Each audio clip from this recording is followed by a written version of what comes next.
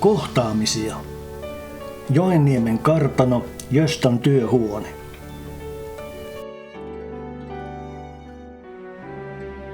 Ester on ohjattu Göstan työhuoneen oven taakse ja hän koputtaa rohkeasti painavaan oveen.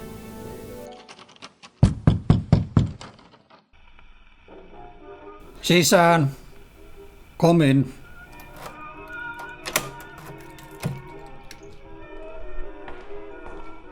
Ester astuu sisään ja tuntee läpitunkevan katseen koko kehossaan. Ester tunnistaa katseessa läpikotaista arviointia, mutta tietää herättävänsä misseyden ja julkisuuden takia vähintäänkin uteliaisuutta joka paikassa, missä hän liikkuukaan. Ja tietysti nyt myös isäntä on hänestä kiinnostunut.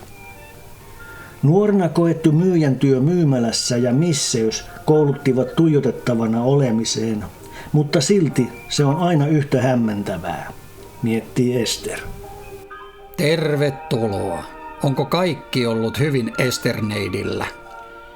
Kysyttyään tämän, Gösta katselee Esteriä tiivisti päästä varpaisiin, kuin arvokkaan taideesineen arvoa miettien. Kyllä, kiitos. Kaikki on hyvin. Kaikki on vain niin suurta ja hienoa. Niin, ja kiitos paljon huomiostanne, herra Serlakius. Kaikki on ollut oikeastaan erinomaisesti. Lämminhenkinen, yöllinen vastaanotto, upea huone, runsas aamupala ja muotokuva-maalarin tapaaminen. Kuulostaa hyvältä. Kiitos. Mutta chop. Ei kai tässä nyt herroitella tarvitse. Ajattelin, että neiti voisi kutsua minua sedäksi, jos vain neidille sopii. Kyllä tämä minulle sopii, setä. Ja sanoessaan tämän, Ester katsoo hiukan epäuskoisena Gösta Serlakiusta. Hyvä. Kun tämä meidän yhteistyömme sujuu näin mutkattomasti, ajattelin, että voisimme auttaa neitiä. Neiti tarvitsee ajokortin, opetusta englannin kielelle, mahdollisesti taloustietoapua uusissa bisneksissä. Ratsastaahan te jo osaattekin, vai kuinka? Olemme seuranneet neidin menestystä tiiviisti ja haluaisimme olla siinä jatkossa mukana. Voi, no sehän olisikin mukavaa. Mutta hyvänen aika, minä en osaa ratsastaa.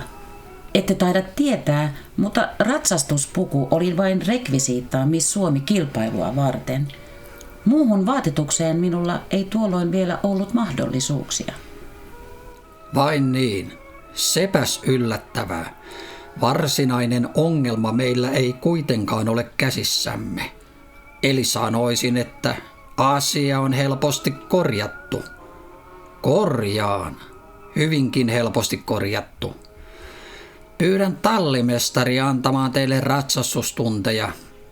Niin voimme käydä joskus yhdessä ratsastamassa. Vai kuinka? Kysyessään tätä, Gösta kumartuu eteenpäin tuolissaan ja katsoo Esteriä tiukasti silmiin. Ester vastaa tiiviiseen katseeseen. Eiköhän se onnistu, kun ensin opin ratsastamaan ja kunhan saadaan aikataulut sopimaan. Siitä tulikin mieleeni, että voisitte lähteä heti Seppälään tapaamaan tallimestaria. Hän tietää jo odottaa teitä. Puhuin näet hänen kanssaan jo etukäteen asiasta.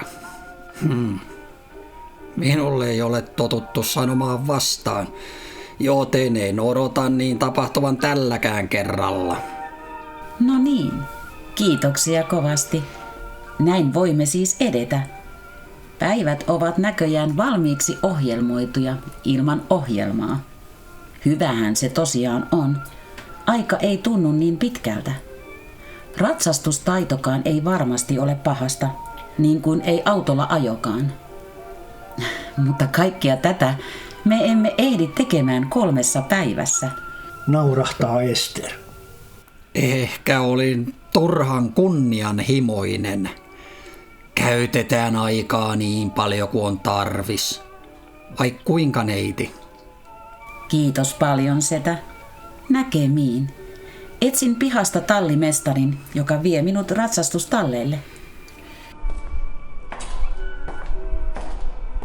Ester astuu kartanon pääovesta ulos ja aurinko häikäisee.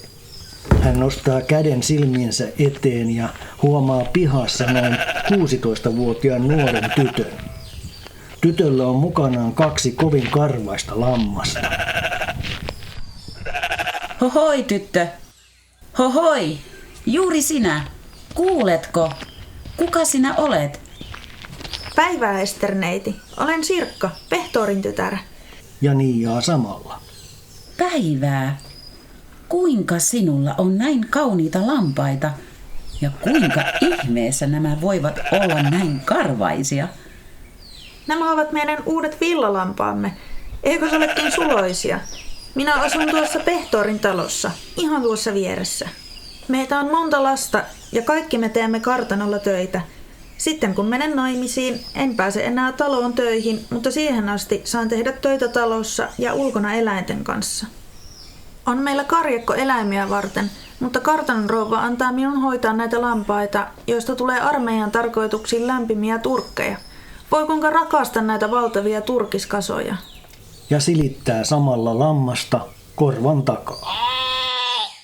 Erittäin interessanttia.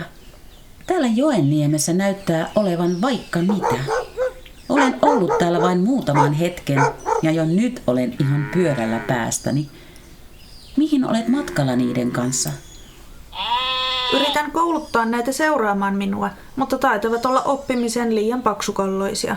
Tuonne Taavetin saareen vien ne turvaan. Tuo kartanon koira himoitsee niitä, joten tarkkana saa olla. Kieli pitkällään se kurkkii tuolta nurkan takaa. Ester katselee Pehtoorin tytärtä tarkkaan ja miettii. Onneksi tämä tyttö on kaukana kasinoista, sillä tämän tytön kauniit piirteet huomattaisiin välittömästi ja hän saattaisi joutua samanlaiseen pyöritykseen kuin hän. Ja sitä hän ei toivo kenellekään. Ester mietteliäänä. Onko teillä täällä Mänttässä hyvä olla? Kyllä on, neiti. Kaikkea on mitä vain tarvitsemme. Isäntä pitää meistä kaikista oikein hyvää huolta. Asumme tuolla yläkerrassa ja alakerrassa käy paljon tärkeitä vieraita. Ei ole pulaa ruoasta eikä juomasta. Jos Pehtoorin tyttärelle sopii, voimmeko keskustella myöhemmin uudelleen? Lähden nyt Seppälän ratsotalleille. Kyllä se minulle käy, neiti. Oli kiva tavata. Sanottuaan tämän, Pehtoorin tytär Niiaa uudelleen syvään ja juoksee letit heiluen pois. Lampaat perässään. Näkemiin. Näemme taas. Ester katselee tytön perään ja huokaisee hädin tuskin kuuluvasti. Onpas mukava löytää melkein samanikäinen ystävä. Täällä Joenniemessä saatan tuntea itseni välillä yksinäiseksi. Ehkä Sirkasta on minulle ystäväksi. Kenties.